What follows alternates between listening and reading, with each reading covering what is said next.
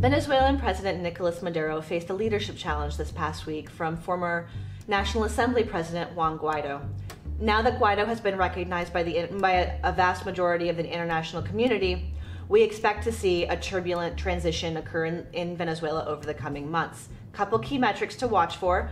We'll be watching for military allegiance, as that'll be key to whether we see a negotiated transition or we see Maduro continue to dig his heels in and hold on to power as long as possible. We'll also need to watch for the economic levers to be waged by both Maduro's detractors in the United States and the possibility for oil sanctions, and we'll also need to watch for his supporters in China and Russia and how they use their economic levers.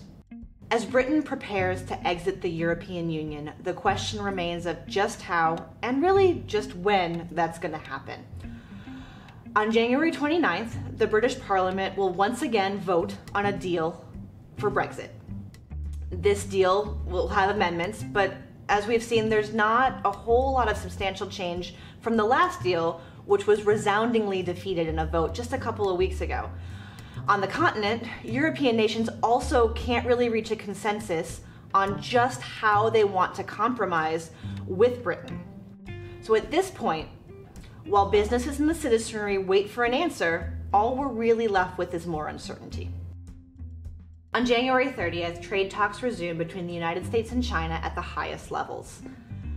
In the lead up to these talks, we've seen rhetoric, both positive and negative, about the position the two countries are in. But the reality of the situation is that the two countries still have a fair amount of distance between the two on things like digital trade and IP protection laws.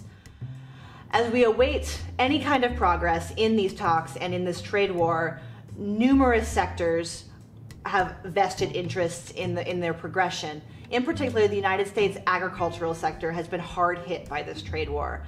And as planting decisions loom, any kind of certainty or positive direction would be well received by those farmers.